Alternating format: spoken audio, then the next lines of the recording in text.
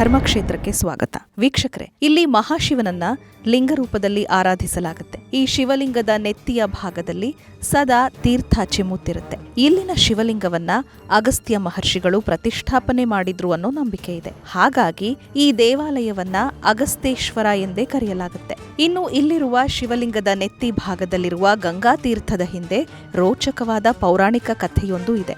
ಆ ಕಥೆಯೇನು ಅನ್ನೋದನ್ನ ಹಾಗೆ ಇಲ್ಲಿನ ಅಗಸ್ತೇಶ್ವರನ ವಿಶೇಷತೆಯನ್ನ ಇವತ್ತಿನ ಈ ವಿಡಿಯೋದಲ್ಲಿ ನೋಡೋಣ.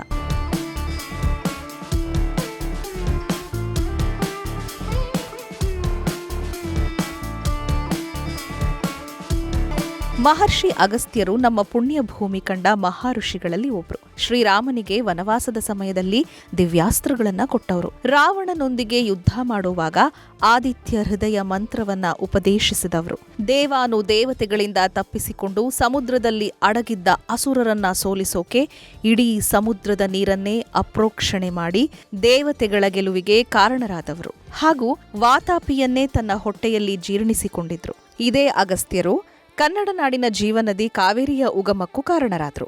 ಇಂತಹ ಮಹಾಮುನಿಗಳಾದ ಅಗಸ್ತ್ಯರು ದಕ್ಷಿಣ ಭಾಗದಲ್ಲಿ ಸಾಕಷ್ಟು ಶಿವಲಿಂಗವನ್ನ ಪ್ರತಿಷ್ಠಾಪಿಸಿದ್ದಾರೆ. ಆ ಎಲ್ಲಾ ದೇವಾಲಯಗಳನ್ನ ಅಗಸ್ತೇಶ್ವರ ಎಂದೇ ಕರೆಯಲಾಗಿದೆ.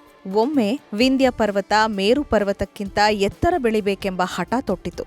ಇದರಿಂದ ಸೂರ್ಯ ಚಂದ್ರರೇ ಮರೆಯಾಗುವಷ್ಟು ಎತ್ತರಕ್ಕೆ ವಿಂಧ್ಯ ಪರ್ವತ ಬೆಳೆದಾಗ ದೇವತೆಗಳಿಗೆ ಚಿಂತೆ ಕಾಡ್ತು. ಆಗ ದೇವತೆಗಳು ಅಗಸ್ತ್ಯ ಮಹರ್ಷಿಯ ಸಲಹೆಯನ್ನ ಯಾಚಿಸುತ್ತಾರೆ. ಇದಕ್ಕಾಗಿ ಅಗಸ್ತ್ಯ ಮಹರ್ಷಿ ಉತ್ತರ ದಿಕ್ಕಿನಿಂದ ದಕ್ಷಿಣದತ್ತ ಪ್ರಯಾಣವನ್ನ ಕೈಗೊಳ್ತಾರೆ. ತನ್ನ ದಿಕ್ಕಿಗೆ ಅಡ್ಡಲಾಗಿ ಬೆಳೆದಿದ್ದ ವಿಂಧ್ಯ ಶಿಖರವನ್ನ ದಾರಿ ಕೊಡುವಂತೆ ಕೇಳಿಕೊಳ್ತಾರೆ. ಆಗ ವಿಂಧ್ಯ ಶಿಖರ ತನ್ನ ಶಿರಸ್ಸನ್ನ ತಗ್ಗಿಸಿ ಅಗಸ್ತ್ಯರಿಗೆ ದಾರಿ ಕೊಟ್ಟಿತಂತೆ. ಅಗಸ್ತ್ಯ ಮಹರ್ಷಿಗಳು ತಾನು ಹಿಂತಿರುಗೋವರೆಗೂ ವಿಂಧ್ಯ ಶಿಖರ ಮಲಗಿಯೇ ಇರಬೇಕೆಂದು ಆದೇಶವಿತ್ತು.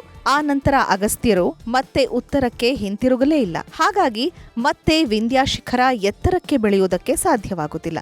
ಹೀಗೆ ವಿಂಧ್ಯ ಶಿಖರದ ಹಠವನ್ನ ಅಗಸ್ತ್ಯರು ಮುರಿದ್ರು. ಮುಂದೆ ದಕ್ಷಿಣಕ್ಕೆ ಸಾಗ್ತಾ ಇದ್ದ ಮಹರ್ಷಿಗಳು ಒಮ್ಮೆ ತ್ರಿವೇಣಿ ಸಂಗಮದ ಸ್ಥಳಕ್ಕೆ ಬಂದ್ರು. ತ್ರಿವೇಣಿ ಸಂಗಮದ ವಿಶೇಷತೆಯನ್ನರಿತ ಮಹರ್ಷಿಗಳು ಈ ಸ್ಥಳದಲ್ಲಿ ಶಿವಲಿಂಗವನ್ನ ಪ್ರತಿಷ್ಠಾಪಿಸಬೇಕೆಂದು ಬಯಸ್ತಾರೆ.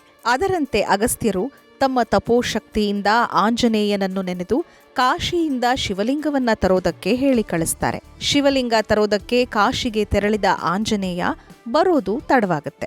ಆಗ ಮಹರ್ಷಿಗಳು ಅಲ್ಲೇ ಇದ್ದ ಮರಳಿನಿಂದ ಶಿವಲಿಂಗವನ್ನ ಮಾಡಿ ಅಲ್ಲಿಯೇ ಪ್ರತಿಷ್ಠಾಪಿಸಿದ್ರು. ಇತ್ತ ಕಾಶಿ ಕ್ಷೇತ್ರದಿಂದ ಶಿವಲಿಂಗವನ್ನ ತಂದ ಆಂಜನೇಯ ಸ್ವಾಮಿ ಅದಾಗಲೇ ಮಹರ್ಷಿಗಳು ಮರಳಿನ ಶಿವಲಿಂಗವನ್ನ ಪ್ರತಿಷ್ಠಾಪಿಸಿರೋದನ್ನ ಕಂಡು ಕೋಪವಾಗ್ತಾನೆ. ಆಂಜನೇಯ ತನ್ನ ಮುಷ್ಟಿಯಿಂದ ಲಿಂಗಕ್ಕೆ ಬಲವಾಗಿ ಹೊಡೆದೇ ಬಿಡ್ತಾನೆ.